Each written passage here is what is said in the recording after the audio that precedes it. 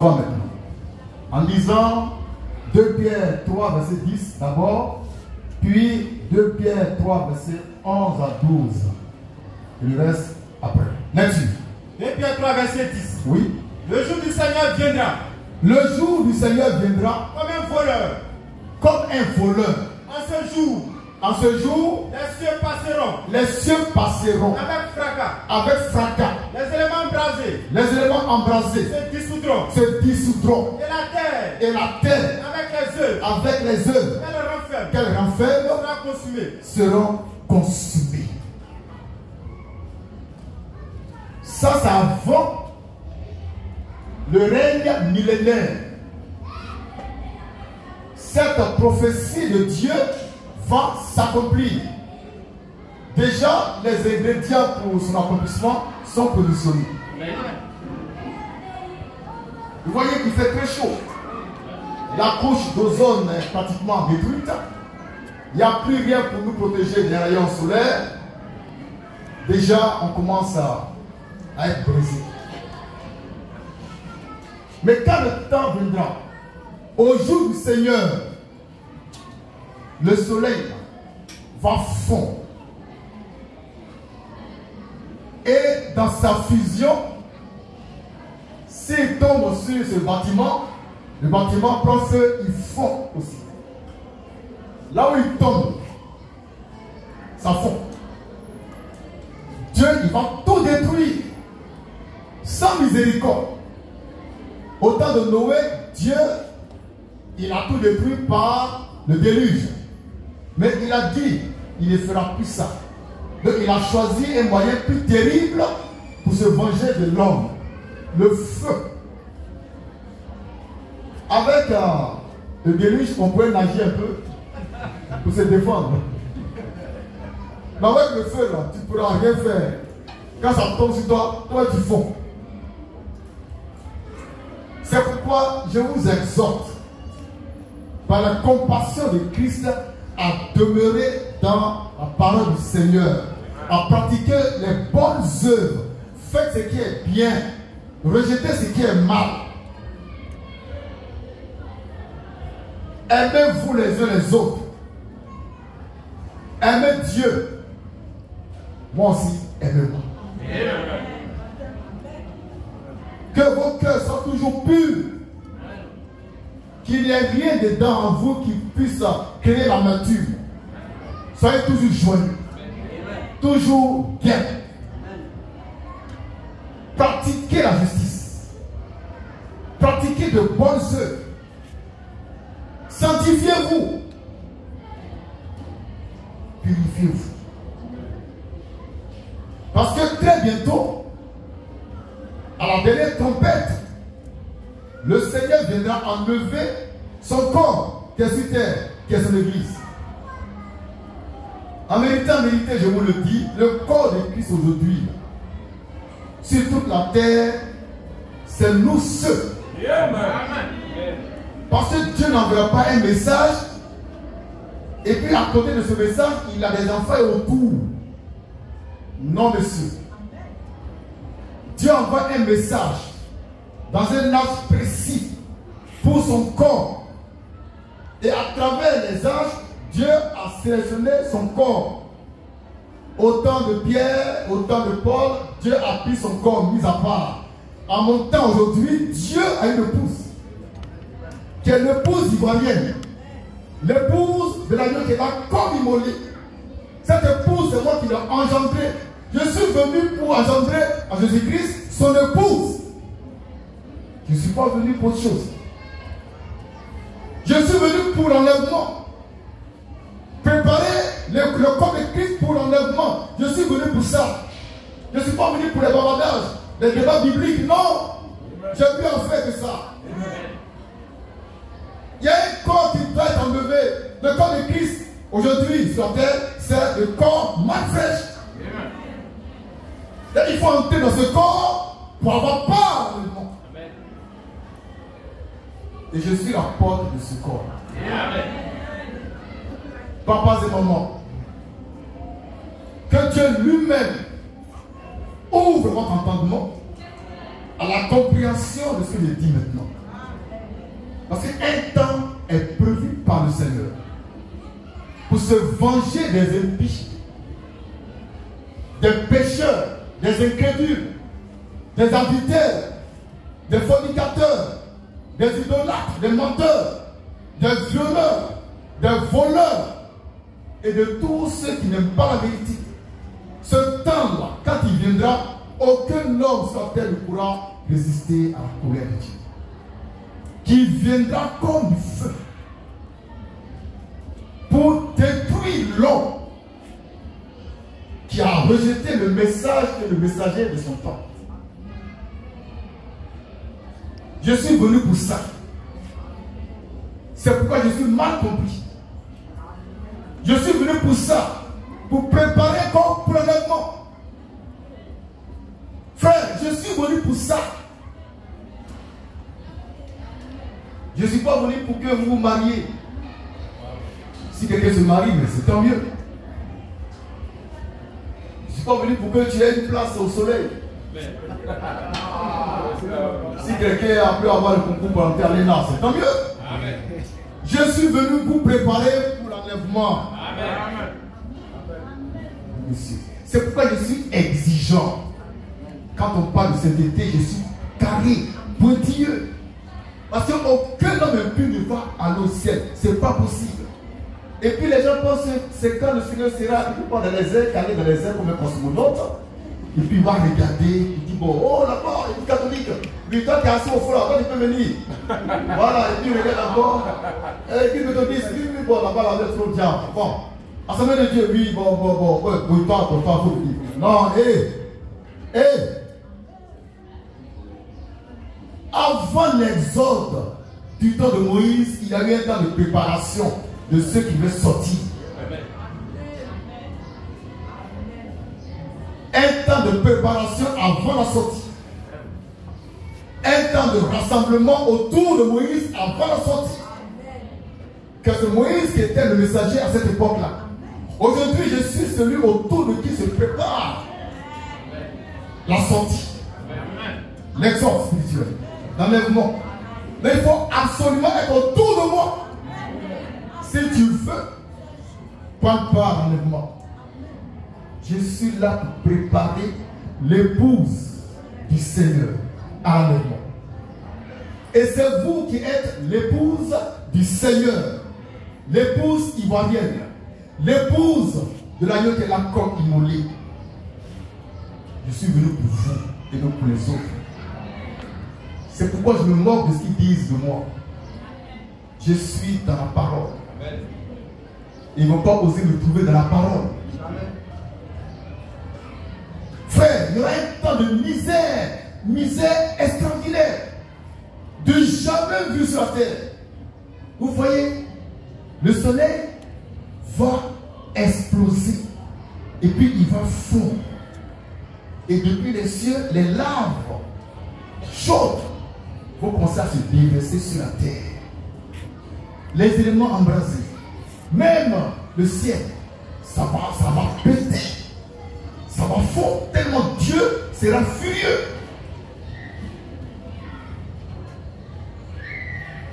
Ce jour-là, pas de miséricorde. Ce jour-là, l'agneau va ouvrir le 6e sceau, qui est le sceau de toutes les calamités que l'humanité n'ait jamais vécues. Jamais vécues. C'est le sceau de toutes les misères. Le sceau de toutes les maladies bizarres. Les jeunes gens qui aiment la fornication. Attendez un peu. Tu as dit qui, non? Attends. Tu es dans une sorte de... Tu mourres les petites filles. D'accord. Avant t'as dit au moins 100 filles. On te dit, vas-y. Garde-toi si tu dis que tu es fatigué.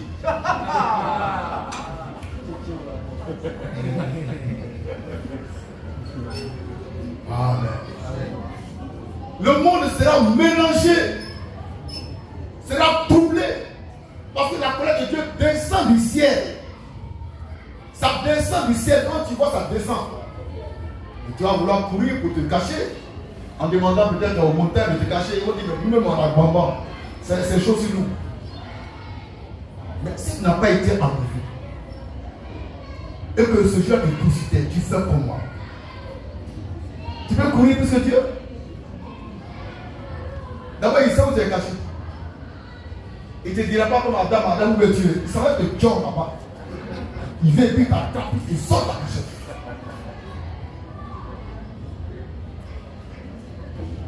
Un temps terrible.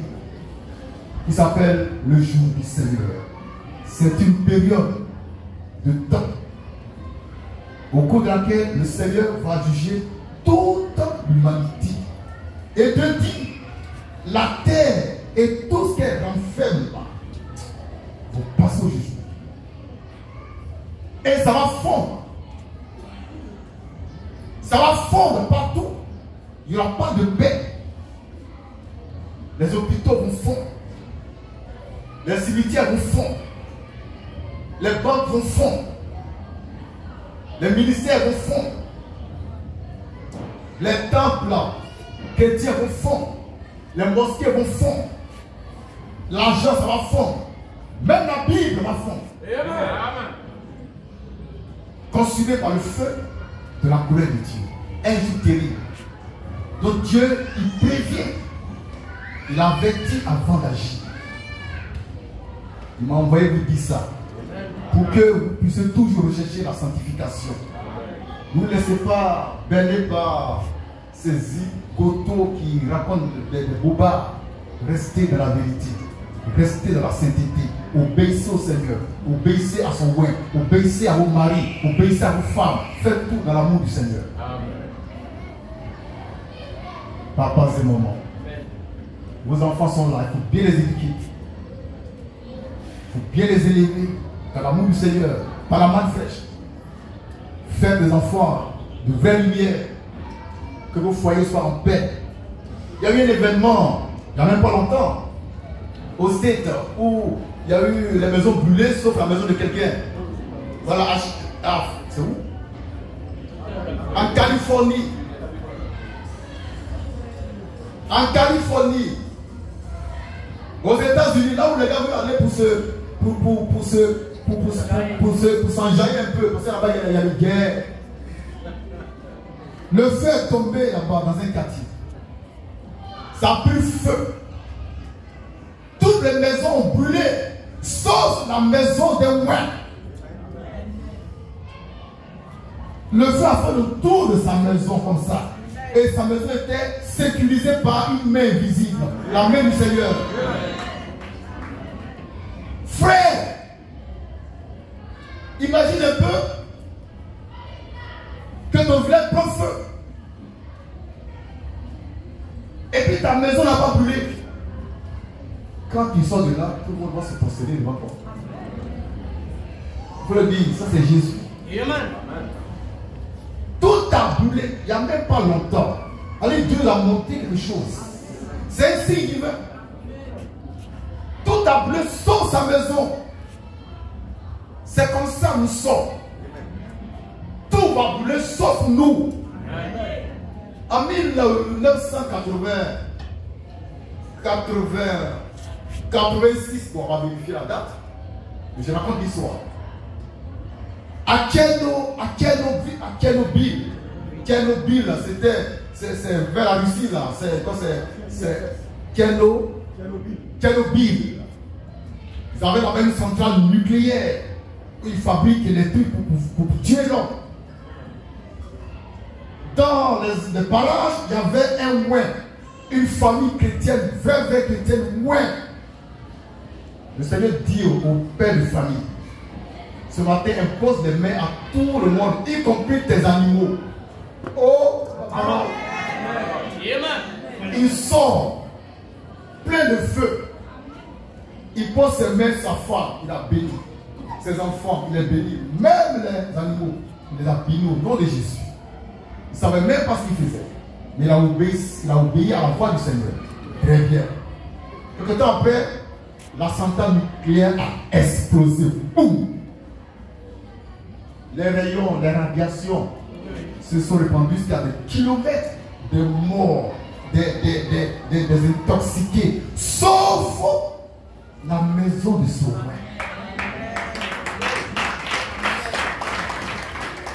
Jésus-Christ nous garde. Jésus-Christ nous garde. Il nous protège. Moi, je foi en lui. Amen. Si nous demeurons dans sa parole, on ne verra même pas les calamités qui viennent. Parce qu'avant ça, on sera déjà parti dans la félicité. Et depuis les on va regarder comment Dieu va maltraiter les ennemis. Et pendant qu'il est tué, nous on applaudit. Alléluia. Papa et maman. Avant les 1000 ans, ça va chauffer. Tous ces grands hommes politiques, ces grands hommes religieux, ces grands hommes militaires de les armes, il dit, ils vont prendre drap, ils vont lire l'heure. Le seul secours, c'est Jésus-Christ et sa parole de l'heure. Notre rédemption, c'est la manne fraîche. Notre salut, c'est la manne fraîche. Notre protection, c'est la manne fraîche qui nous prépare à l'enlèvement. Je répète encore, je suis venu vous préparer à l'enlèvement. J'ai fait 7 ans de formation au ciel. Papa et maman. Le jour du Seigneur, c'est un jour terrible. Un jour effrayant. Personne ne peut tenir. Les cieux vont exploser. Ils vont passer à fracas. Imaginez-vous un seul instant que du feu tombe du ciel et puis ça tombe sur la cire, notre cire, où on raffine le pétrole. Il y a le pétrole, il y a tout, il y a tous les huiles, le pétrole, le gaz, il y a tout ça. Ça va exploser. Petit fait tout là, quand ça explose là, dans la maison là, c'est pas bon. Petit fait tout. À plus forte raison, le feu de Dieu qui tombe du ciel et qui cherche tous les faits tout dans les quartiers. On le fait exploser. C'est gâté. C'est pour même. Amen. Donc, chez toi, il y a 10 feux tout. Peut-être moi. Moi, je bénis le Seigneur. Parce que je suis tellement sûr de ne pas voir ces choses-là que je vous communique façon. Vous ne verrez pas ça. Jamais. C'est pas pour nous ça. C'est pour eux. Amen. Amen. Lecture. Lecture.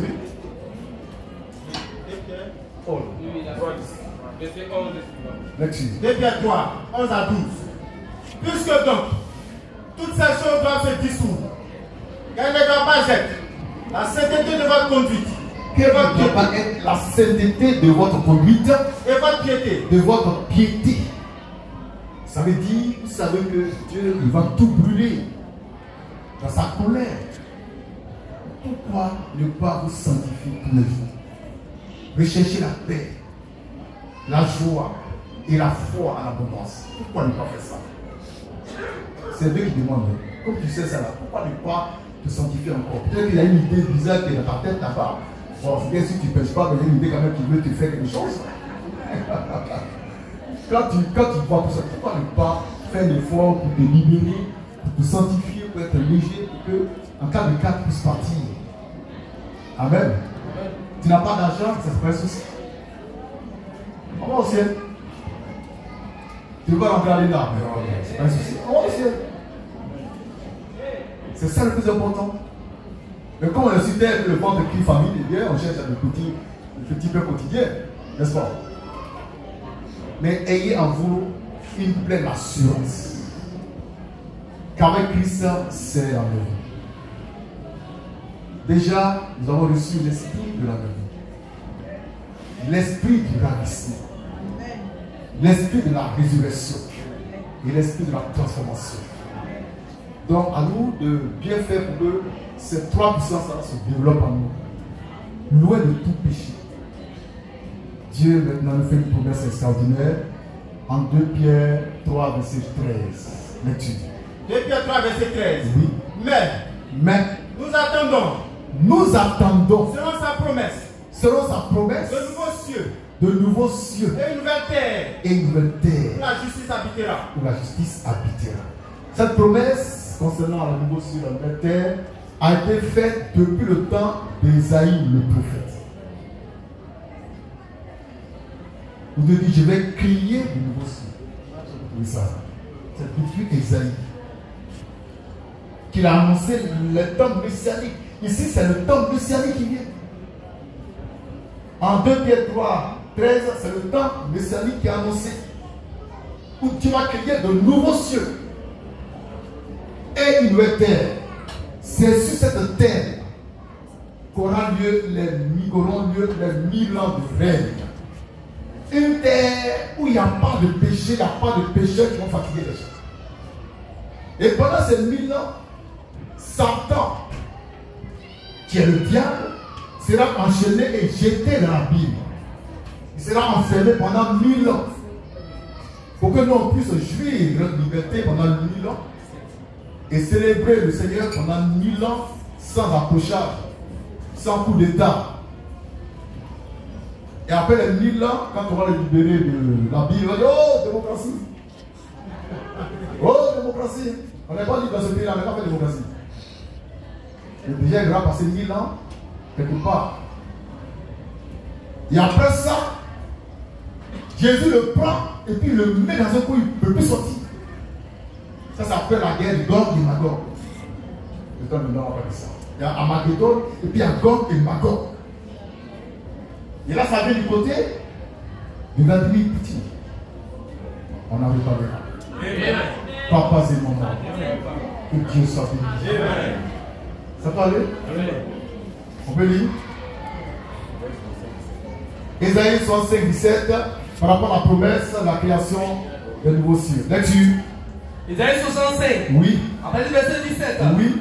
Car je vais créer de nouveaux cieux et une nouvelle terre. On ne se rappellera plus. Oui. Les choses passées. Oui. Elles ne reviendront plus. Merci. T'as la question?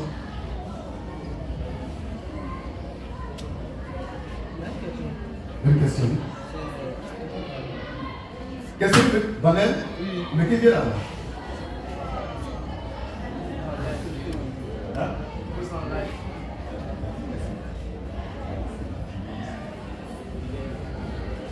Abigail Gino aussi. D'accord? Regarde la prochaine jour. À cause du micro. Ma serviette. C'est pour moi. Il faut dire que ma question n'a rien à voir avec le sujet du jour. Oui. En fait, il y a, dans Apocalypse 13, précisément son verset 3, il est question d'une bête qui reçoit une blessure mortelle, mais qui guérit. Attends, on arrive là. Question.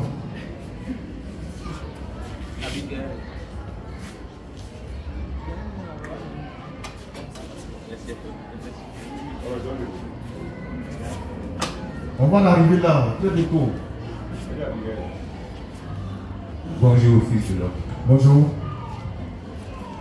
Bon, moi aussi, la question n'a rien à voir avec le sujet du jour. Oh là là, vas-y. Excuse tout ça.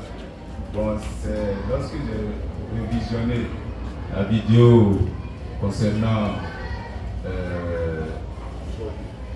comment on appelle ça, la descendance qui peut concerner par rapport à la tribu de Lévi, quant à la chair.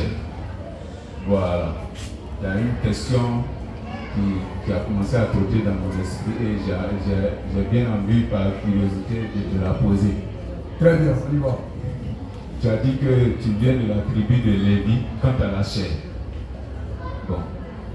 Quant à l'esprit de Judas. Maintenant, la question que je voulais te poser, est-ce que le Seigneur tu as parlé de l'appartenance à la tribu selon la chair concernant Maman Sarah. Juste une question de... Mais je n'ai pas la question. Maman Sarah n'est pas fils de l'homme. Maman Sarah est la femme du fils de l'homme. Donc ma tribu est sa tribu. Mon royaume c'est son royaume. Je te réponds.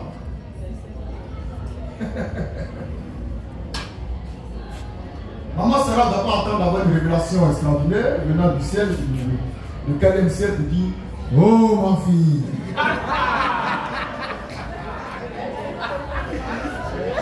écoute la voix de ton père qui est dans les cieux. Tu descends de la tribu de Lévi quand tu as la chair et de la tribu de Judas quand tu as l'esprit. Non, monsieur, elle est dans ma tribu. Et j'ai même dit, vous êtes aussi dans ma tribu. Donc ta question est bizarre. Il n'a pas envie d'écouter la prédication. Va écouter ça. Junior. Bon, fils de l'homme, moi j'ai 2 questions. Oui. La première question, tout à l'heure dans ta prédication, tu as parlé de Moïse l'hébreu. Oui. Tu as dit, avant l'exode, il a eu un temps de préparation. Maintenant, j'aimerais savoir si tous les Israélites sont sortis avec lui. De l'Égypte. Oui. Ils sont tous sortis avec lui. Ils sont morts dans le désert. La plupart d'entre eux. C'est bon? Donc je vais approfondir la question. Moïse est venu dans la part du Seigneur pour sauver les enfants d'Israël. C'est ça sa mission, sauver les enfants d'Israël. Et quand il est arrivé, bon, il a fini par les convaincre. Hein, quand ils voyaient les plaies qui tombaient sur le pays d'Égypte, ils étaient obligés de se rassembler à Gozen et puis de sortir de ce pays-là. Donc ils sont tous sortis.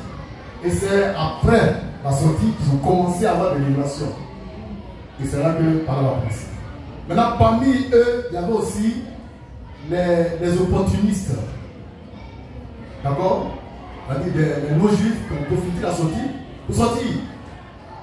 Parce qu'ils étaient sous le même esclavage. Hein. Donc quand il a vu que Moïse partait avec les camarades juifs, paf, et ils ont profité de ça, ils sont partis. Et c'est eux-mêmes qui vont être à la base de toutes les rébellions dans le désert. Hein? C'est les intrus. Vos questions. Bon, la deuxième question, par rapport à ce thème-là, tu as décrit tout ce qui va se passer avant le règne de 1000 ans. Oui. Maintenant, j'aimerais savoir, pendant le règne de 1000 ans, oui. Est-ce qu'on sera avec encore des enfants du diable? C'est quel nom? Amen. Pendant le règne de 1000 ans, il y aura 2 catégories d'hommes sur la terre.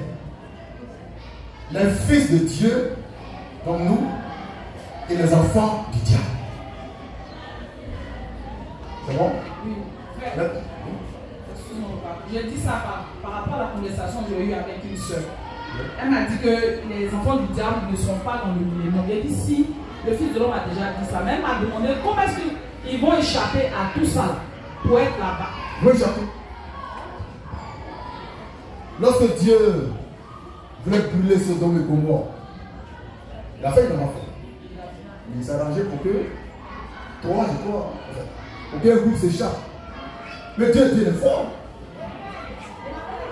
D'accord? Il est très fort. Et puis, il est bon. Voilà comment il va détruire l'humanité. Il ne va pas envoyer le feu partout en même temps. Sinon, personne ne va s'en sortir. C'est progressif. Bon, supposez que Dieu décide de commencer par la Côte d'Ivoire. D'accord? Je dis supposé, là, c'est pas une bonne question politicien. Voilà, il dit, bon, je commence par la Côte d'Ivoire d'abord. Donc, il veut le fou au nord, puis c'est pas à venir. Le fou va pas tout prendre en un jour. Donc, on s'appuie un peu. Il faut qu'on ait peur. Donc, déjà, mon cousin qui est fonctionnaire au nord, il m'a dit, ah, grand frère, là-bas c'est chaud, hein. Et à la radio, on parle de ça. Et puis, on voit que c'est arrivé à partir. On cherche à aller vers le Ghana. Jusqu'à on sort du gars, ouf, je ne peux pas revenir à classe après à cas. C'est comme ça qu'ils vont rentrer, ils sont préservés pour rentrer sur l'anniversaire. Et là-bas, c'est sûr effectivement qu'on va arriver en tant que roi. Maintenant, je vais vous montrer le chemin par lequel ils vont rentrer là-bas. Très bientôt. Sinon, ils vont rentrer sur la nouvelle terre. Pendant 1000 ans, ils seront avec nous pas pour régner, mais pour être dominés par nous.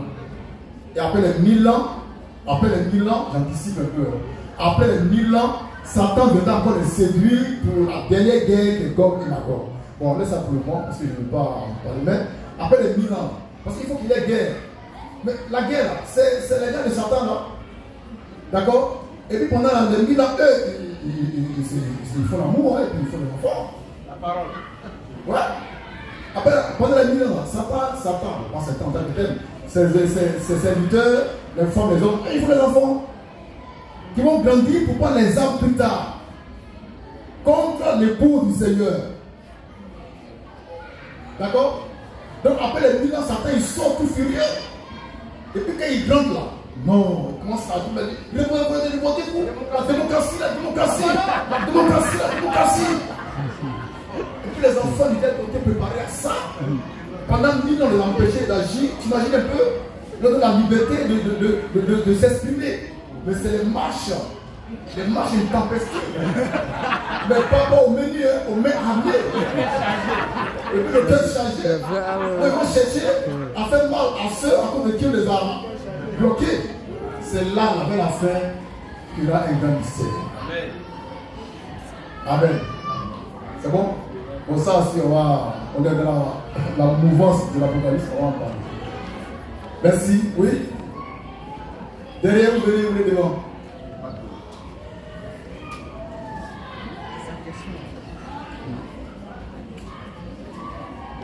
La pose est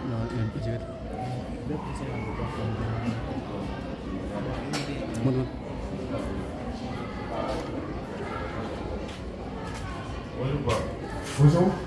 Ma question là, ça rejoint un peu la question de la sœur Abigail. Pendant les calamités, quel est le cas des vierges folles?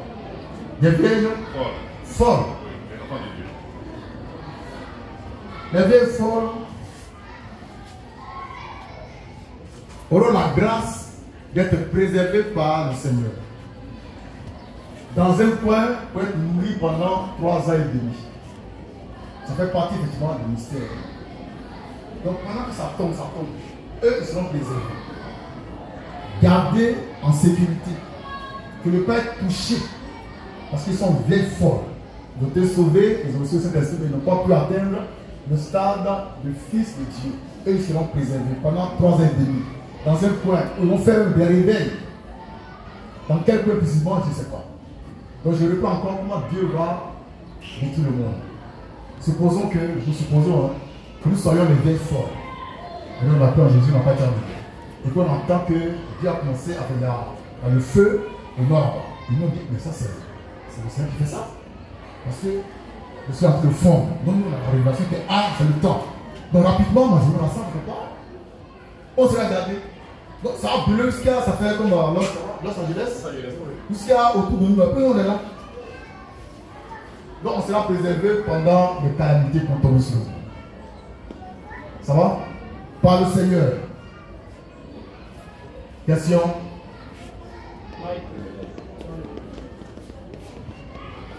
Donc le témoignage de la maison qui n'a pas pris feu, on dit c'est plutôt à Los Angeles. Oui, c'est en Californie. L'État c'est Californie. L'État c'est Californie, voilà. Mais la ville c'est Los Angeles. D'accord? Oui, aimé.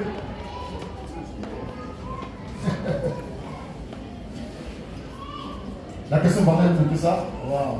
Fils de l'homme. Oui. C'est pendant ce temps-là que tu es en train de décrire là, parce que l'Écriture parle de 3 ans et demi de paix et 3 ans et demi de guerre. Est-ce que c'est dans ce Qu'est-ce que ça? Dans l'Écriture. Dans l'Apocalypse, on parle de 3 ans et demi, je ne sais pas exactement à quel moment c'est situé. Le moment où le pays. Non, pas le pays. comme tu parles des calamités, je demande est-ce que c'est dans ce temps de calamité-là que ça va se passer? Mais tu dis, il n'y a pas de paix. Pas de règne de l'antéchrist. Mais oui, bien sûr. Il faut que l'homme du péché se manifeste pour que tout ça commence à venir. Maintenant, tu parles de paix, tu parles d'Israël qui s'est protégé, mais tu parles de quoi? Il n'y a pas de paix. Je sais que dans les Écritures, là, il est écrit qu'il y aura 3 ans et demi de paix et de guerre. Par rapport au règne de Satan, de l'Antichrist. On appelle des vieilles folles. Et ils seront en paix.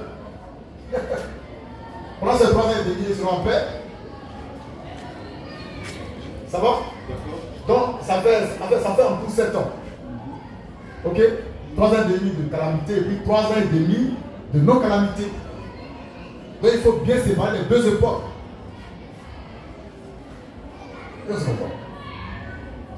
Jésus enlève l'église, le feu commence à brûler le monde entier, sauf là où se trouvent les ouins, les juifs. Pendant 3 ans et demi. Quand Satan aura fini avec ce groupe-là, et puis il voit qu'il ne peut pas vaincre les vierges folles, il va maintenant vers Israël,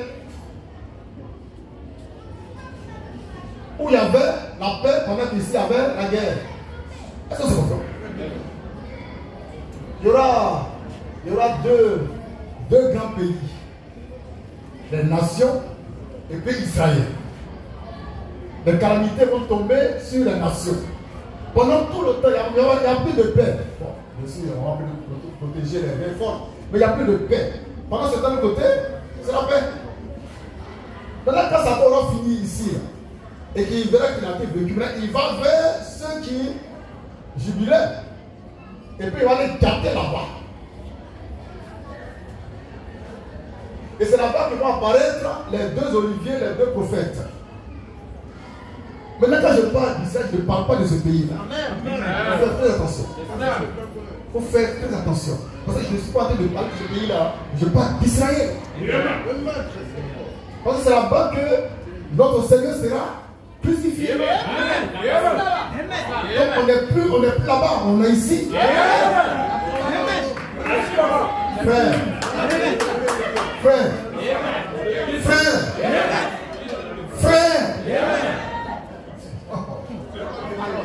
On n'est plus là-bas, on est ici. On est ici, on n'est même pas à votre côté, on est ici. On est en Égypte, on est ici. Le lieu où sera crucifié le Seigneur, c'est ici. Donc ces 2 témoins-là, ils vont agir où? C'est ici. Frère. Alléluia. Que Dieu soit béni. Sois béni. Il n'y a pas l'homme pour toi. Sois jamais béni.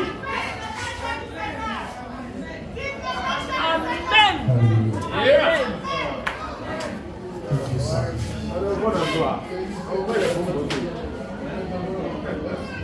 Bon, on laisse ça pour l'instant, pour laissez-moi. On va regarder son nom.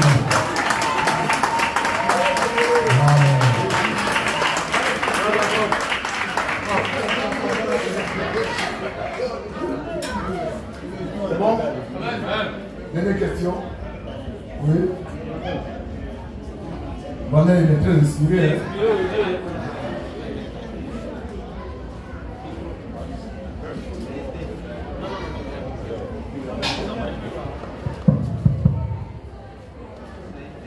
Donc, ouais, il disait dans Apocalypse 13. Non, Ah, ok.